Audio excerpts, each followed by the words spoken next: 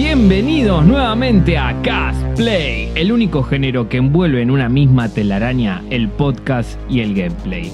Agradezco fielmente a nuestros oyentes que nos han escuchado por YouTube, por Twitch y por Spotify. Les dije que somos el primer videopodcast en la Argentina y por lo menos no sé si en habla hispana, pero bueno, acá lo estamos intentando. Gracias a todos los que se prendieron, pero no, hoy no vamos a hablar de Resident Evil, sino que estamos eufóricos por la nueva película de Spider-Man, así que el segundo episodio de este Castplay, este género que combina gameplay y podcast, es sobre este trepamuros.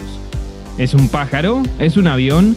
¿Es una estrategia de marketing aprovechando el boom de la peli? Sí, por lo menos esto último, pero ¿aplica la regla de que todo juego basado en una peli es malo? Lo averiguaremos en este episodio. Y abrimos con Spider-Man de Video Game. Está basado obviamente en la primera película del director Sam Raimi y está protagonizada por Tobey Maguire. Aunque toma muchísimo de la historia que ya conocemos, se adapta al gameplay a nuevas cuestiones en torno al desarrollo de los acontecimientos. Esto se hace para hacerlo un poquito más interesante, ya que hay algunos villanos que ni aparecen en la película y que no aparecen en la saga de Sam Raimi, así que tampoco se pisa mucho en materia de guión, pero por lo menos están. Después va a haber errores y agujeros narrativos, pero de esto ya hablaremos más adelante. Fue desarrollado por Treyarch y realizado en el 2002 para PC y varias consolas de videojuegos como PS2, GameCube y Xbox. Y como toda película taquillera, tenía que tener su juego de Spider-Man y bueno, no se quedaron atrás porque además se pulieron mecánicas basadas en pasados juegos de la anterior generación como Spider-Man 1 y Spider-Man 2, estos que salieron en la Play 1, en Nintendo 64, bueno, de ahí sacaron la inspiración para poder hacer este nuevo videojuego que ahora vamos a reseñar. Es el más pulido, que mantiene estas mecánicas y le sumaron un villano que en anteriores juegos no estaba, que era, por ejemplo, el Duende Verde, ¿no? Aprovechando la película también. Fue tan así que en Estados Unidos, sabiendo el éxito que había tenido estos juegos en el pasado, hicieron algo bastante extraño.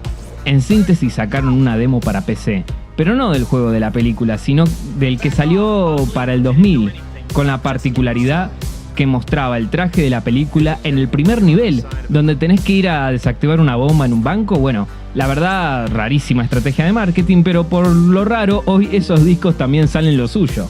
Y sí, a pesar de que el juego salió en el 2002, todavía Spider-Man seguía colgándose de las palomas y nubes. Pero bueno, nada, la verdad que había una intención de querer tener un mundo abierto, había una intención de hacer más ágil al personaje. Sí, estábamos hablando del 2002, ya había juegos de muchísima calidad, es solamente nombrar, no sé, Silent Hill 2 por ejemplo, pero tampoco era el juego más ágil que digamos, así que está bien que el trepamuros llegue a tratar de, bueno, cambiar un poco el esquema, y este era el juego principal que lo iba a intentar. Había esto que decimos, ¿no? Un intento por hacer la experiencia más grande y gráficamente no era de otro mundo, pero no estaba tan mal. Los edificios, enemigos, combos y algunas acrobacias en el aire se sumaban a la experiencia de sentirnos Spider-Man. Ayudaba la actuación de voz de Tobey Maguire y de la mayoría de los actores de la cinta original, que a pesar de no ser los más expresivos, bueno, esto se apreciaba. En cuanto a la definición, lógicamente la de PC llegaba a lo que para ese entonces era el apreciado HD, mientras que Xbox se entraba en un 480, las demás resoluciones de GameCube o PC2 también podía adaptarse, pero bueno, también de base salía de 360. Dios, sí que cambió todo. Pensar que ahora si no jugamos en 1080 60 cuadros por segundo no podemos existir. Qué lejos quedaron los DVD piratas filmados con el Nokia. Pero nos estamos desvariando, sigamos analizando y como dijimos antes, la historia se basa en Peter Parker, obviamente, que después de la escena de la intro, vemos cómo se desarrollan los poderes arácnidos luego de ser mordido por una araña genéticamente modificada. ¡Como en la peli! El juego inicia con un tutorial opcional narrado por Bruce Campbell, este actor fetiche de Sam Raimi, que es Ash en Evil Dead, peliculón si las hay. Dato aparte, no solo esto sería repetido en toda la trilogía de los juegos del arácnido, sino que en la propia saga de películas aparecería en contadas ocasiones. Hasta había un concepto filtrado de lo que iban a hacer con este personaje en Spider-Man 4 y bueno, se pensaba como si en alguna escena de introducción fuera Misterio. siendo arrestado en la apertura de la película, bueno, de esta película que al final no se hizo y mi corazón sigue sufriendo. Pero me estoy distrayendo de vuelta, volvamos al gameplay.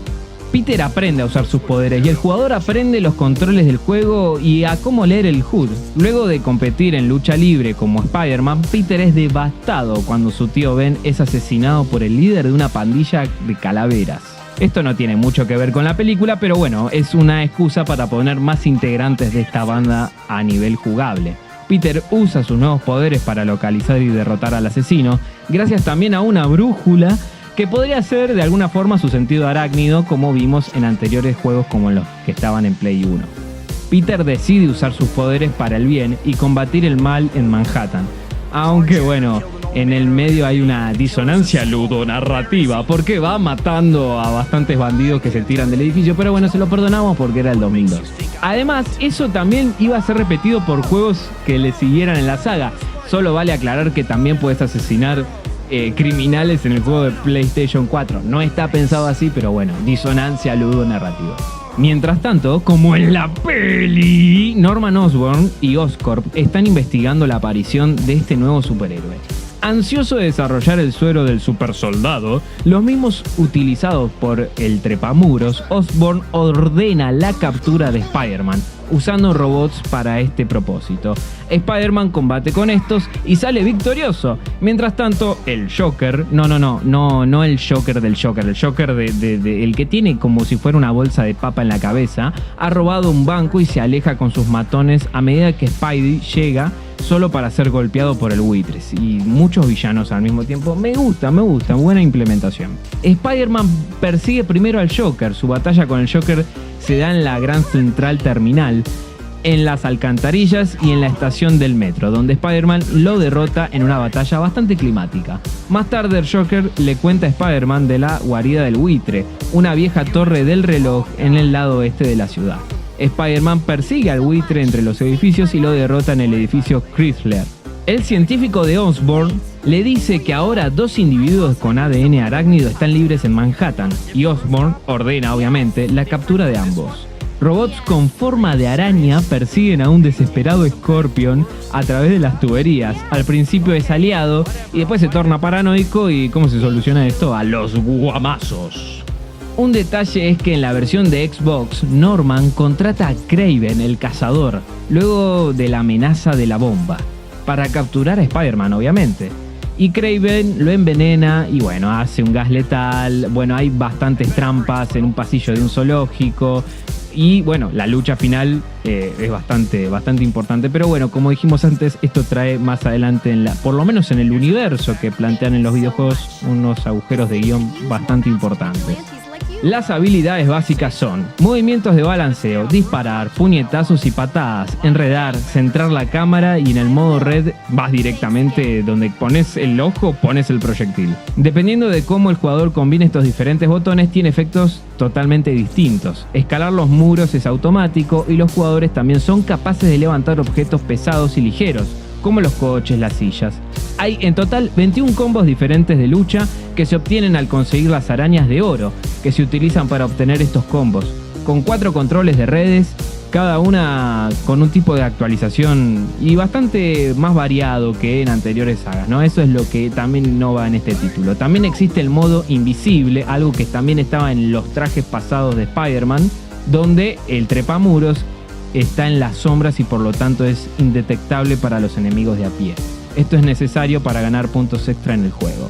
El final del juego es un meme bastante épico. El Duende Verde muere y le dice: por favor, dile a Harry que lo amo. Y bueno, Peter está ahí, ¿no? Como Spider-Man, y Mary Jane está al lado y se besan enfrente del cadáver de Osborn. Bueno, nada, un detalle.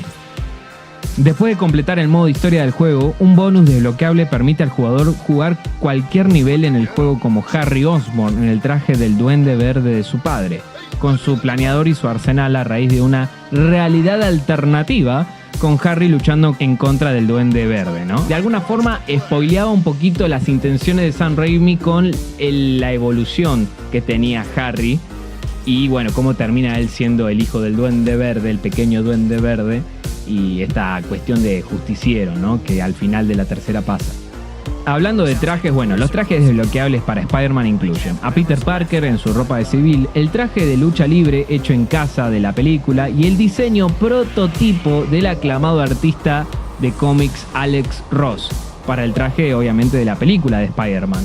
Este traje curiosamente iba a ser una inspiración en los cómics para más adelante tener al Superior Spider-Man, un Spider-Man reencarnado con el alma o el espíritu, por así decirlo, del Doc Ock. Cosas, datos medio friki que yo te tiro.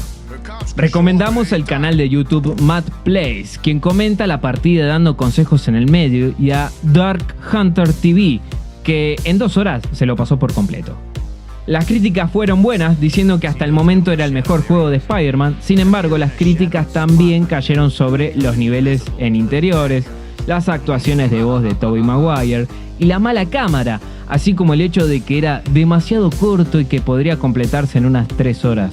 A pesar de estos efectos, el juego era lo suficientemente bueno para obtener una salida de 8,4 de 10 en IGN. Nada mal, bastante bien. Con respecto a las ventas, bueno, estas fueron altas. 2 millones de copias en la versión de PlayStation 2 y más de 400.000 copias en GameCube y Xbox. Se vendieron solo en Norteamérica, lo que permite que el juego entre en el bestsellers de cada consola. Los más grandes éxitos en caso de PlayStation 2, Player Choice en GameCube y éxitos de platino en Xbox. Fue ascendido también rápidamente a lo mejor de éxitos de platino en Xbox, así que la verdad que fue bastante respetable. Pero esto solo sería el comienzo de un juego que haría historia. La antesala a Spider-Man 2. La secuela de Spider-Man 2 sin dudas es una de las mejores películas del personaje y de superhéroes en general. Excelente adaptación en material de los cómics, profundidad y conflicto en la vida de Peter Parker, sumado a grandes escenas de acción como las del tren. ¿Podría un juego publicado en el 2004 alcanzar semejante adaptación y calidad como la película? Sí, y lo haría con grandes méritos. Estamos hablando de un excelente salto gráfico, un mundo abierto estilo GTA, una ciudad que a pesar de sus limitaciones se mantenía viva, con crímenes aleatorios, pedidos particulares, carreras coleccionables, misiones secundarias que no salían de un film, pero bueno, en general bastante pulida la jugabilidad. Nos conforma saber que por lo menos balancearse era un acto de libertad, y eso hasta el momento no lo habíamos tenido. Una de las cosas que trajo también es un pequeño árbol de habilidades que daba ese toque de personalización. Podías visitar interiores variados para poder mejorar o desbloquear combos. Estos eran muy divertidos de realizar porque había proyectiles de telaraña, lanzarredes y tirarlos, bueno, nada. O sea, lanzabas una red, agarrabas al tipo, lo tirabas contra la esquina o los podías colgar hasta de un poste. La verdad que bastante variados y muy divertidos, como dijimos antes. Los saltos cargados, el tráfico, los edificios pulcros de distintos tamaños, era de verdad un vicio solamente balancearse. Hay detalles como helicópteros y hasta las propias telarañas del balanceo quedan marcando nuestro paso por la ciudad. La historia, por lo que se nos muestra, es la misma que en la película, mostrando también un par de villanos y subtramas como las de Rhino, Joker, Gata Negra, y la mejor sin dudas es la de Misterio. No con Bruce Campbell acá, bueno, sigue siendo nuestro tutor para aprender las habilidades del personaje. Las escenas importantes son contadas con escenas de video, algunas bien hechas y dedicadas y otras con un motor del juego un poco pobre, la verdad, pero nada mal. Esta versión también cuenta con la mayoría de las actuaciones de voz originales de la cinta y me pongo de pie, la de Alfred Molina es la mejor. La de Tobey ya sonaba medio pajero, pero la verdad un tipo medio pero ahí estaba, ahí se agradece. Hay 2 grandes novedades que se introdujeron en el título. Además de lo que mencionamos antes, se agregó un efecto especial del sentido arácnido. Una vez que cargaba la barra, se ralentizaba todo en tiempo real, donde hasta las voces pasaban por un filtro todo lento y grave. Y creo que lo más importante que inspiró directamente a sagas como Batman Arkham es la prevención y el esquivo de los golpes o tiros de los rufianes gracias a esto, al sentido arácnido. Mientras los matones callejeros solo tenían pistolas ametralladoras, barras de hielo y sus puños para protegerse, los supervillanos y sus secuaces tienen sus diversos poderes únicos y armas que usan para robar o bien provocar terror y derrotar a Spider-Man. El jugador tiene la posibilidad de elegir entre seguir con la historia o balancearse alrededor de la ciudad. El jugador puede explotar Manhattan, la isla Roosevelt, la isla Ellis, la isla de la Libertad y un sello misterioso en el mapa sobre el agua, poniendo a este como Governor's Island. Muchas misiones secundarias que el jugador puede completar. El jugador puede realizar tareas al azar para ganar puntos de héroe, que deben ser acumulados para continuar con la trama. Y si se dedican, también pueden mejorar las habilidades de Spider-Man, trayendo un aire fresco en la jugabilidad. Al final del juego se hace posible abrir un almacén en el cual el jugador puede volver a luchar con los matones y villanos como el Joker, Rhino, Doctor Octopus y el jefe adicional, Calypso, que no se encuentra en otra parte del juego, sino que es como una frutillita del postre en el combate y está bastante bien, la verdad. Antes de terminar con Spider-Man 2, la versión para PC dista muchísimo de la de consola. Primero, y me lo tengo que sacar de encima, lo que más me molestó es la cámara, cómo se posiciona.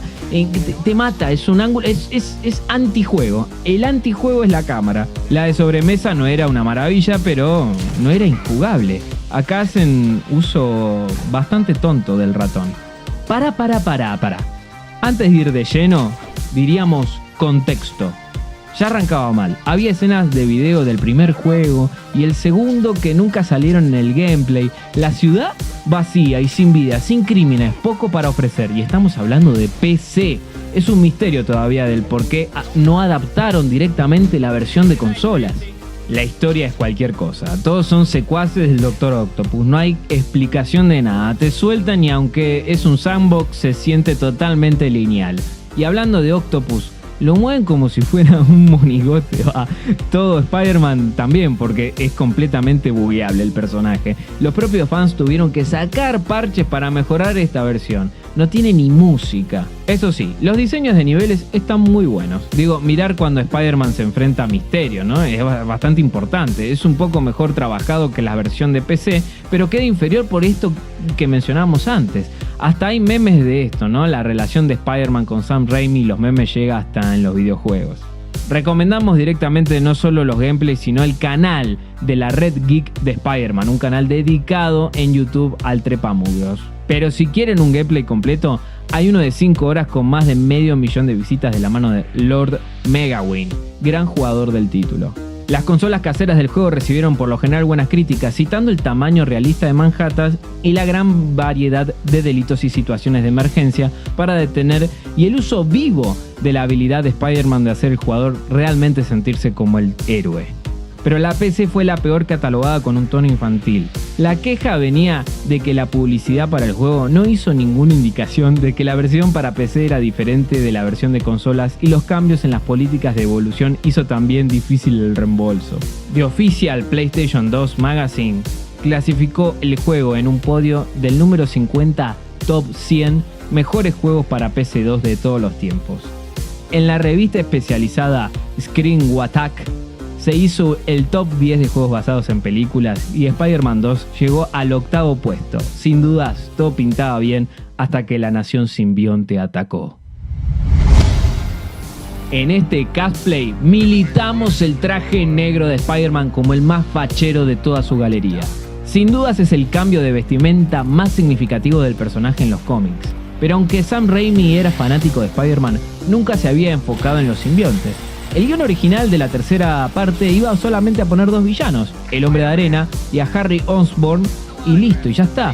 Había una evolución de esto, la verdad que quedó mucho de esa narrativa y mucho corazón. Pero Sony quiso agregar a Venom y el juego, publicado en mayo del 2007, también agregó, al Lagarto, a Kraven, a Rhino, a Kingpin, a Scorpion y al Hombre Bomba. Sí, el juego no solamente agregaba más villanos, sino que teniendo varios en su arsenal, elige inventar uno propio del título. ¿Y acaso será algo como Monster Oak? No. El Hombre Bomba, que tiene el poder de meter bombas. Bastante original. Así arranca el tutorial en mitad de un edificio a punto de derrumbarse. Otra vez, con la voz del inconfundible Bruce Campbell, aprendemos los nuevos trucos y combos que desde ya no innovan demasiado. Detalle aparte, ya no hay cinemáticas tan espectaculares, sino que usan el propio motor del juego y los movimientos dan bastante vergüenza ajena o cringe, como diría el piberío. Este título salió en todos lados, como Xbox 360, PlayStation 3 y PC. También en consolas como Game Boy Advance, Nintendo DS, Wii, PlayStation Portable y PlayStation 2, habiendo sido publicado por Activision. Ha habido varios cambios en el movimiento y el sistema de combate, incluyendo el uso de controles sensibles en movimiento con la versión de Wii, no nada más. El sistema de combate de la versión de Nintendo DS es totalmente operado con la pantalla táctil, un poco engorroso la verdad. Ahora en las versiones de consola, bueno, ¿quién tiene el Quick Time Events? Absolutamente en cualquier lado. Oportunidad que tengan te lo van a meter. Hasta en uno para solamente balancearse. El tipo está balanceándose y te ponen un Quick Time Event. Que es Spider-Man, se balancea todo el tiempo porque hay un Quick Time Event de eso. Bueno, no importa. Aunque ahora hay más objetos destruibles, las físicas y los enemigos son un chiste. En PC2 se entendía, pero acá hasta parecen muy exageradas. Igual el balanceo es muy bueno y hay algunos combos que son mucho más vistosos. Hay algunos enemigos también que sí son un dolor de cabeza y el nivel de dificultad es un poco desbalanceado. Siguen estando los interiores, pero salvo algún que otro coleccionable, la verdad que pierde un poco el sentido, ya que no hay mucho que hacer en la ciudad como ayudar civiles, por ejemplo. Algo que fue un gran salto en el anterior fue el sentido arácnido, que también obtuvo la posibilidad de percibir enemigos o bombas en este título, a través de las paredes, ¿no? Como si fuera una visión de detective. No, esto no pasa en la peli, pero tampoco está mal, no está mal agregado en el gameplay. Pero bueno, la principal característica destacada es la posibilidad de jugar como Spider-Man con el traje negro de la película, lo que permite el acceso a nuevos ataques y movimientos especiales como el de Furia. Además se cambia la banda sonora una vez que estamos con el traje dándonos unos buenos solos de guitarra. En lo personal veía más original la implementación que le dieron en PlayStation 2, que en cierto punto podías variar entre los trajes, pero cada vez era más difícil volver al rojo. Tenías que hacer unos Quick Time Events y la verdad que no siempre salía y te dabas cuenta cómo avanzaba la historia, que cada vez el traje del simbionte estaba más pegado a vos. Si bien existe diferencia, no es tan significativa. Sí se siente la diferencia en los ataques especiales. Se maneja más brutal al traje negro. Una vez llenada nuestra esfera al costado de la pantalla, a raíz de los golpes que demos, podemos realizar estos movimientos. El traje se le dio un movimiento mucho más ágil, ¿no? El traje negro, el clásico. Un concepto que después veríamos en títulos como Spider-Man Web of Shadows. También la implementación de minijuegos, ¿no? Como desactivar bombas, pero que se vuelven cansadores después de hacerlo unas 40 veces. Dato a tener en cuenta. Y donde de verdad hizo hito en el mundo de los videojuegos es tener en su haber cinemáticas alternativas y uno de los mejores memes del universo de Spider-Man, donde este se lanza para salvar a una mujer con ojos desorbitados y al fallar esta dirá "voy a morir", seguido de una explosión.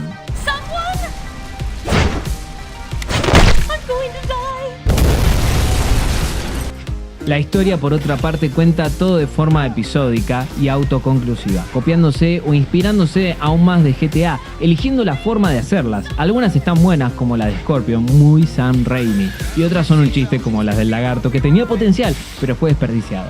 Además, esto que comentamos antes, dentro del propio universo de los juegos había agujero de guión, bueno, porque ya conocíamos a Kraven y los personajes como Rhino y Scorpion, así que ni idea por qué se reinventaron. Igual tal vez fue para, bueno, engancharlos con la nueva trama de la película. Una vez terminada la intro, nos lanzamos a la ciudad que, como explicábamos, podremos recorrer libremente. Y este es uno de los mayores aciertos del juego. Una de las novedades con las que cuenta esta nueva entrega de la saga es la inclusión de estaciones y tramos de metro, donde lucharemos contra los enemigos más relevantes de la película. Destaca sobre todo el enfrentamiento de Sandman, el hombre de arena.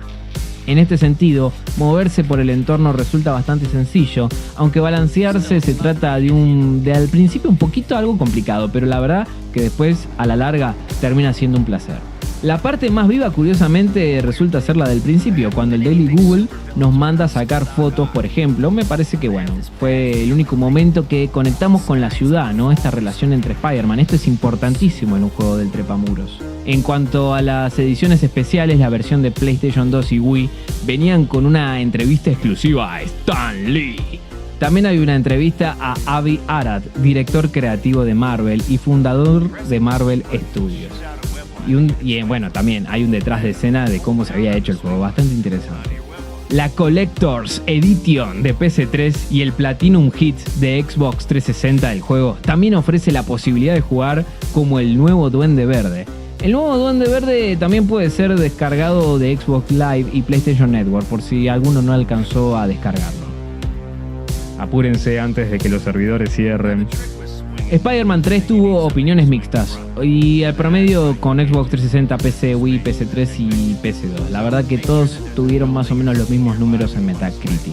En Game Rankings estas versiones promedio están entre el 53% y 67% de 100%, ¿no? La calificación final. La crítica fundamental para estas versiones es la similitud del juego con su predecesor. La versión para PC ha sido además criticada por sus requisitos mínimos y sus 30 cuadros de imágenes por segundo que la verdad no eran bastante estables.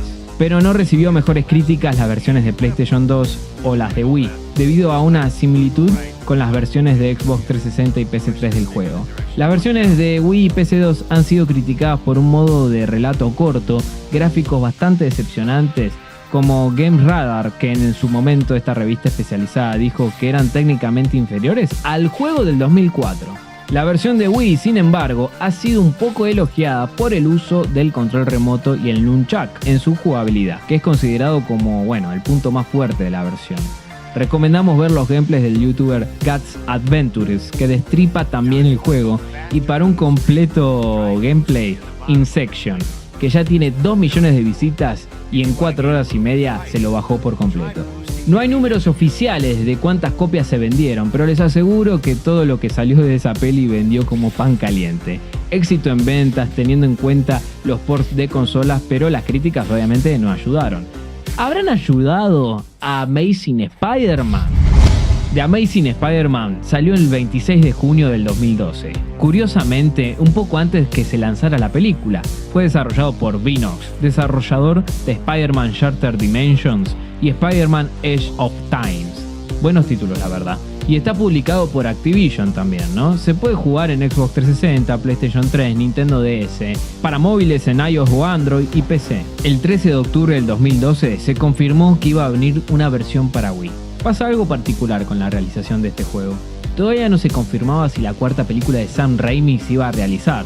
Todo apuntaba a que sí, pero al final se decidió por reiniciar el universo. A todo esto el juego de igual forma se iba desarrollando y al final la historia se adaptaría a lo visto en la película.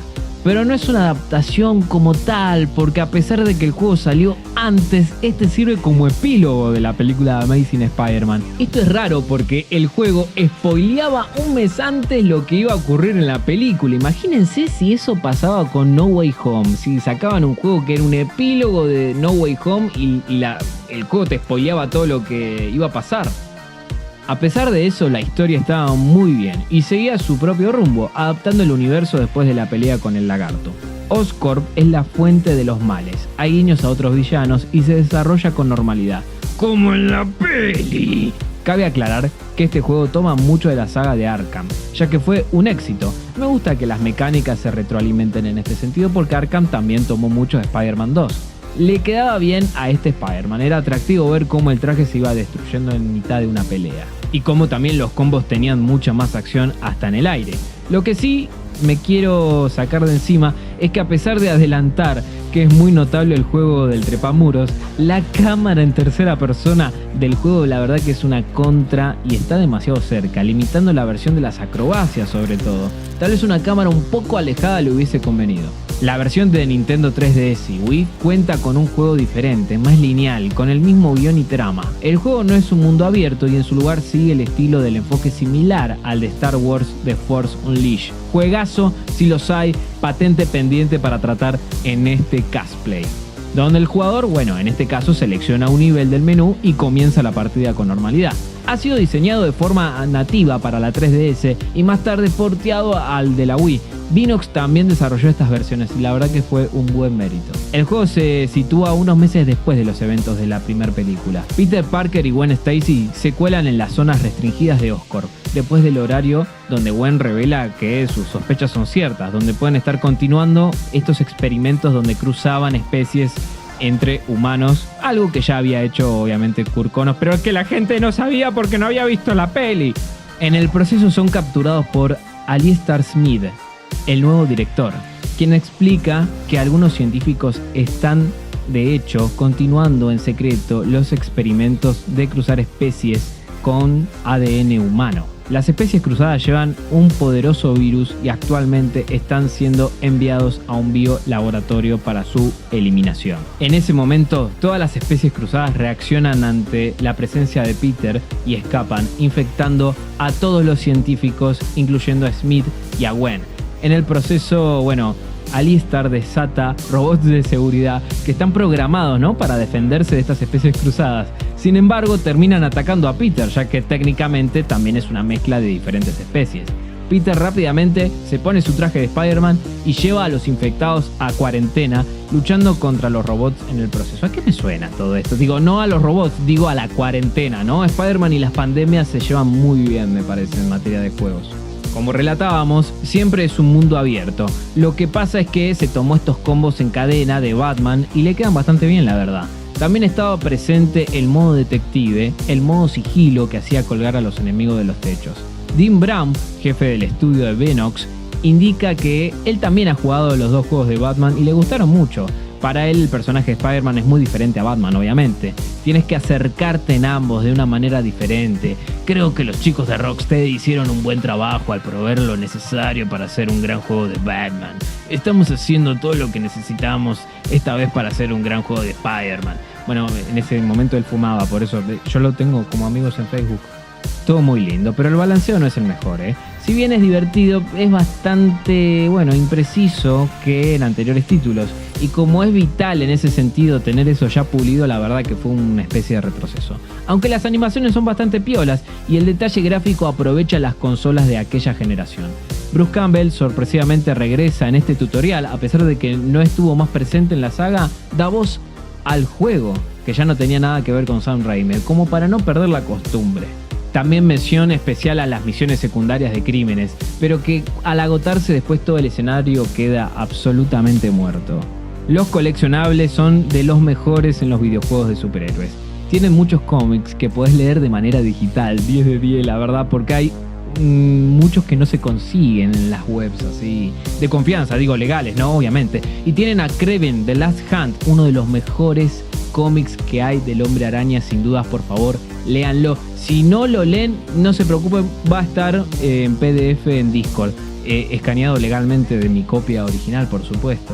Y también volvieron a mostrar lo atractivo de los trajes alternativos, aprobadísimo. Hasta estaba el traje negro de Sam Raimi, ¿no? Esta presencia que tuvo la desarrolladora en meter esos guiños a la saga. En el apartado técnico nada mal, como dijimos, con respecto del sonido que se encuentra sincronizado para dar una buena experiencia, pero el soundtrack no es muy destacable. El juego ofreció bonus pre-order. Los que preordenaron el juego por Amazon, por ejemplo, eran capaces de jugar como el creador de Spider-Man, el propio Stan Lee. El DLC estaba disponible solo hasta el sábado 4 de agosto del 2012, pero todavía se puede conseguir, obviamente, ustedes me entienden. Guiño, guiño. Mientras, igual, los que lo preordenaron en GameStop recibían un desafío extra para Rhino. Los bonus preorder solo se hicieron disponibles para las consolas de juegos de PlayStation 3 y Xbox 360. GameSpot le dio un 7,5 de 10, alabando sus controles y criticó su facilidad. La verdad que es un juego que recomendamos y tiene un aprobado. También le ponemos un 7,5. ¿Sobrevivirá la secuela? The Amazing Spider-Man 2 The Game. El primer juego de Spider-Man en pisar la octava generación de consolas. Sí, también salió para la séptima, pero se esperaba un avance en cuanto a lo técnico teniendo en cuenta las críticas que tenía ya el anterior juego y se esperaba un salto más, un potencial, algo que pasó en el pasado, valga la redundancia, con Spider-Man 2 de Video Game, ¿no? Y fue un más un no que un sí. Sí, ahora Peter Parker tenía rostro, ya que en el anterior juego solamente se tomaba como en primera persona, ¿no? Pero tener los derechos del rostro de Andrew Garfield salía caro, así que dejaron los estereotipos de un veinteañero con un jopo parado. Asqueroso, la verdad. Fue lanzado en 2014 en pleno apogeo del universo Marvel. La fiebre de los superhéroes ya pisaba fuerte. Pero la película de Spider-Man 2, de Amazing Spider-Man 2, no le fue muy bien en taquilla, y mucho menos en críticas. trama sosa, con chistes malos y bueno, un desbalance en el tratamiento de los villanos de Spider-Man que tenían menos sentido que los enemigos de Power Rangers. En el juego lo mismo, pero antes de hablar de la narrativa, vamos al gameplay. Sí, alejaron la cámara del balanceo, pero a este le implementaron el uso de gatillos que no quedaba bien. Sí, ahora hay misiones, pero agregaron el peor sistema de karma de un videojuego que te penaliza por hacer nada. O sea, vos paseás 15 minutos con el personaje y si no salvás civiles constantemente, no solamente te descuenta karma, sino que te persigue la policía. O sea, te obliga a jugar y a no disfrutar ni siquiera del título. Estás obligado, es una obligación. Yo sé que un gran poder conlleva una gran responsabilidad, pero déjame divertirme un poquito.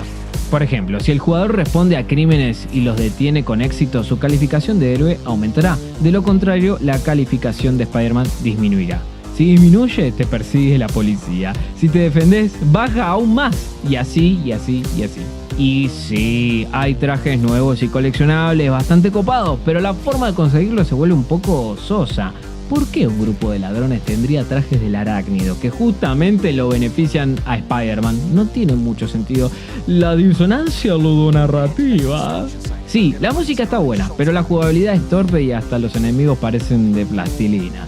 Hay muchos errores, el peor es la narrativa. Y ahora sí, vamos de lleno. Al principio es entretenida con las historias secundarias y como tienen impacto al final, pero bueno, querer adaptar de otra forma lo principal de la peli fue bastante desastre. Igual que la propia peli.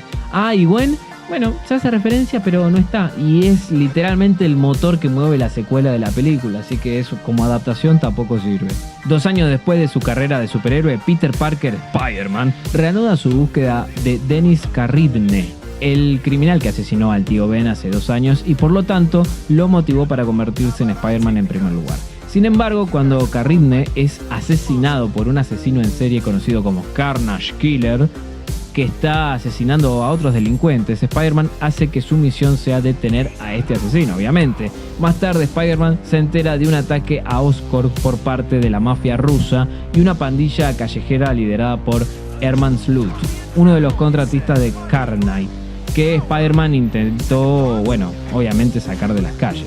Las dos pandillas en guerra planeaban robar las armas avanzadas guardadas en Oscorp, creyendo que les ayudaría a matarse entre sí y ganar la guerra de pandillas. Pero Spider-Man llega para detenernos y salva a los varios empleados que están tomados rehenes, incluso al ingeniero eléctrico llamado Max Dillon, al que después conoceríamos como Electro.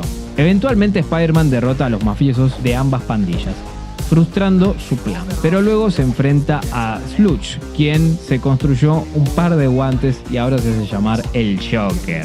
Spider-Man derrota al Joker, quien revela que todas las pandillas importantes de la ciudad ahora están involucradas en la guerra y que todos temen a Carnage Killer antes de dejarlo para la policía. Me encanta cómo el Joker en todo el juego de Spider-Man te tira datos. Sí, me derrotaste, te tengo que decir que dónde está la guarida del buitre y ahora te tengo que decir quién es Carnage o qué pasa, qué pedo con este personaje. Y aparecen algunos bastante interesantes como Kingpin o la Gata Negra, que están bien, sobre todo sus enfrentamientos, pero lo torpe de los controles no deja disfrutar todo en su totalidad. The Amazing Spider-Man 2 recibió críticas generalmente mixtas, más tirando a lo negativo. Después del lanzamiento, como la mayoría de las críticas dirigidas iban a los gráficos, la historia, los glitches, la verdad que no se decidió tampoco en sacar ningún juego del arácnido durante un rato bastante largo. En Metacritic, la versión del juego para iOS tiene una calificación agregada que pondera los 58 sobre 100. Y PlayStation 3 también le puso un 57 sobre 100. Así que las señales no apuntaban a que podía salir un juego de Spider-Man tan pronto. Tampoco se vendió mucho de este juego. Las versiones de Xbox 360 y PlayStation 3 se revisaron como inferiores a las versiones de PlayStation 4 y Xbox One, principalmente debido al hecho de que las versiones de consola anteriores sufrían de poca iluminación, caídas de velocidad de cuadros y texturas un poco detalladas. La versión para PlayStation 4 recibió un 5,4 de 10 en IGN. La versión de Xbox One del juego también recibió un 5,5 de 10 en Digital Tutors, afirmando que el mayor problema era simplemente que no estaba pulido y tenía una base bastante problemática, que encontraba el juego como si fuera hecho a las prisas. Una revista especializada, Hex, dijo que esto se siente como un mal trabajo de copiar y pegar el anterior juego de Amazing Spider-Man con la mayoría de los bugs que no están eliminados. Así que bueno, no solamente era miralo, no lo toques, copialo, agregale un par de cosas y ya está. Era un buen juego el anterior. Separarle un poco la cámara y ya estaban todos contentos. No, y el sistema de balanceo, la verdad, que no era muy bueno. Cada gatillo estaba como para allá, para acá, o sea, te chocabas con las cosas, era incómodo, no era un buen juego.